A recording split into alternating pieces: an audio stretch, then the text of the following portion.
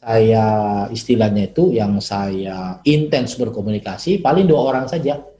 Ini tim sukses. Sebab kalau mau dipaksakan komitmennya 100% itu bisa aja, tapi buang waktu, butuh waktu lama, wasting time.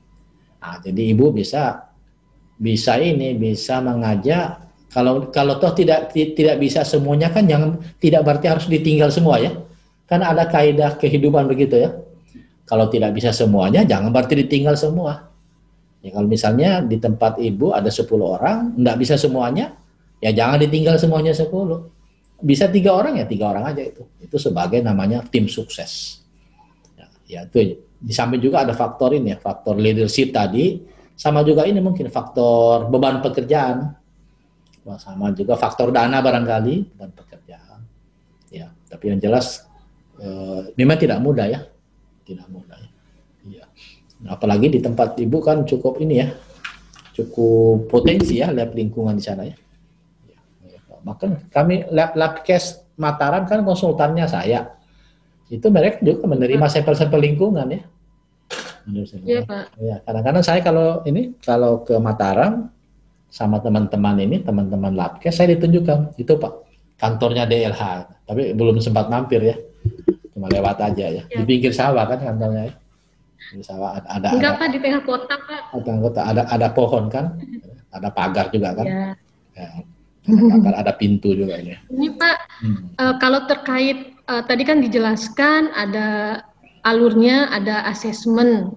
Nah, di anggaran kami menganggarkan pre-assessment. Apakah pre-assessment itu perlu Pak? Tergantung. Kalau saran kami itu sudah ada anggarannya, dipakai saja. Nah, tinggal ibu mau pre-assessment lewatkan, ya bisa. Mau pre-assessment lewat konsultan juga bisa. Yang penting kan anggaran itu secara legal kan ada pertanggungjawabannya. Nah, di situ. Kalau lewat Pak Adnan bisa Pak ya? Bisa aja kan, resmi kan, asal selama itu memenuhi legalitas ya kita jalan aja. Jangan melanggar hukum. Nah, di situ. Iya. Silakan aja Bu. Jadi memang tidak mudah ya, karena kami sejak 2003 jadi konsultan itu sudah puluhan lab yang kami dampingi untuk mendesain komitmen personil itu butuh kesabaran ya. Butuh kesabaran. Ya. Silakan aja. Tentang dokumentasinya Pak sebelum kita akreditasi. Nah, dokumentasi ini minimal misalnya kita udah jalan setahun, apakah semua dokumentasi setahun itu kita siapkan atau gimana Pak? Atau cuma berapa bulan terakhir gitu? Oh, maksudnya dokumentasi nih, bukti rekaman implementasi atau apa? Bukti dokumentasi implementasi. Oh, implementasi biasanya asesor ya. Ini kebiasaan tapi tidak baku. Itu biasanya melihat diutamakan yang 3 bulan terakhir.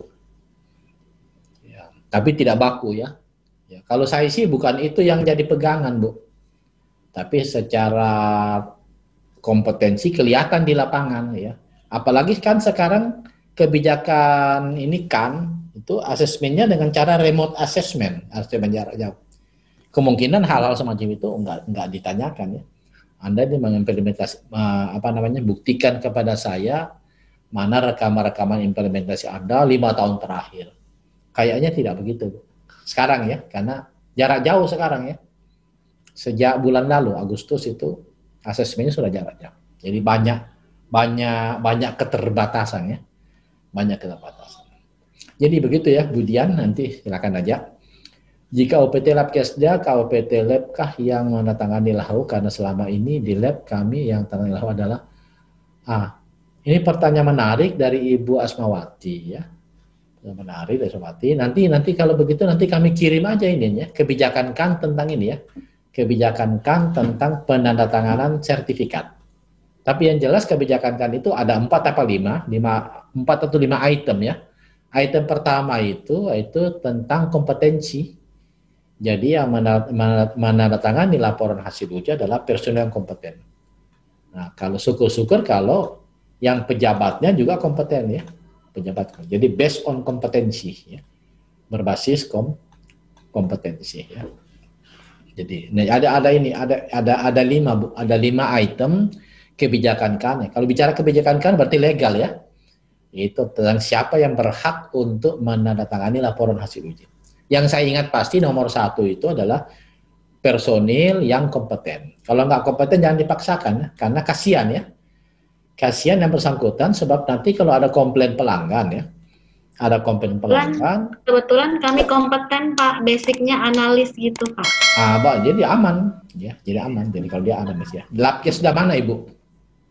Kota Bima Pak. Oh Bima, jauh banget ya Bima ya? Jauh banget ya. Enggak deket kok Pak dari Mataram. Oh masa ya? Oh dekat dengan bandara juga ya? Iya.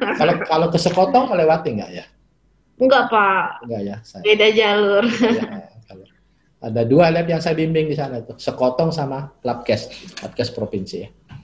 Iya. Ya. Jadi based on kompetensi. Jadi kembali ke ini, saya nggak bosan mengulangi karena ini merupakan fundamental ya. Apapun yang Anda akan lakukan, baik itu orang atau dokumen atau alat, pertanyaan pertama adalah kompeten atau tidak. Nah, silakan Anda jawab sendiri. Ini kompeten ya, silakan jalan. Nah, kompeten tentu saja relatif ya. Kompeten relatif. Kalau kita bicara kompeten yang ideal itu mungkin Anda butuh waktu cukup lama. Jadi kompetensi yang sifatnya tidak ideal, tetapi sudah mampu untuk mengakomodir kebutuhan akreditasi ya. Terus ini dari Ibu Regina ya, Ibu Regina dari mana? Untuk kaji ulang baiknya dilakukan dalam periode waktu berapa banyak ya? Kalau kaji ulang sudah dijelaskan secara tersurat bahwa periode kaji ulang itu disebutkan secara tersurat 12 bulan.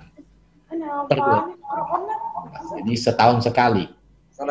Tapi setahun sekali tentu saja setelah kita melakukan audit internal.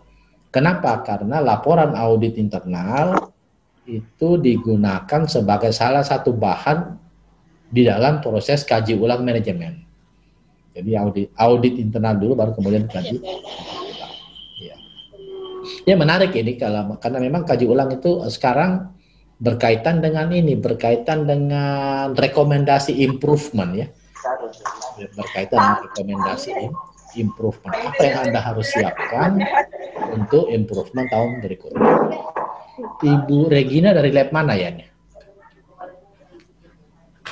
Dari Lampung, Pak. Oh, Lampung ya, sorry. Ya, Lampung ya. Dari Ibu Ketut ya, Ibu Masyani. Bentuk rekaman evaluasi risiko dan peluang itu dalam bentuk laporan. Umumnya kalau ini Bu, resiko evaluasi peluang itu asesor meminta yang pertama prosedurnya.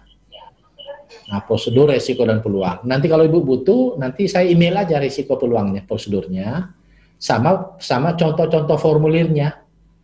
Ada formulir identifikasi risiko, ada formulir rekaman, ada 3 atau 5. Kalau enggak 3, 5 formulir yang berkaitan dengan resiko dan peluang improvement. Nah, nanti kalau Bu Masyani butuh prosedurnya, nanti kami kirim aja ya. Contoh prosedurnya ya, nanti tinggal Ibu modifikasi aja ya. Contoh prosedur tentang resiko dan peluang improvement ya. Sama formulir-formulirnya ya, nanti kami emailnya. Apa tuh perbedaannya dengan daftar identifikasi risiko? Ya, perbedaannya daftar identifikasi itu satu paket dengan di prosedurnya, nanti sudah ada ini daftar identifikasi risiko sudah ada. Tapi yang penting di sini sebenarnya pemahaman dulu ya, pemahaman di teman-teman laboratorium di setiap lini pekerjaan kita, apakah di lapangan, apakah di transportasi, apakah di bagian pelayanan administrasi, apakah di bagian pengujian, di situ ada peluang risiko. Itu kita paham dulu ya. Ada peluang risiko. Nah, kalau kita sudah paham bahwa di situ ada peluang risiko, maka kita diminta untuk bisa mengidentifikasi peluang risiko. Nah, setelah itu baru kemudian kita lakukan tindakan perbaikan untuk improvementnya. Contoh ya. Contoh di bagian pelayanan ya, di tempatnya Ibu Ana misalnya, bagian pelayanan. Apa risikonya? Risiko misalnya kapasitas komputer Anda terbatas. Nah, Anda mampu identifikasi sebab apa? Banyak pelanggan atau banyak pelayanannya overload sehingga kapasitas komputernya terbatas. Nah, itu berarti sudah ketemu identifikasinya. Baru kemudian Anda melakukan improvement,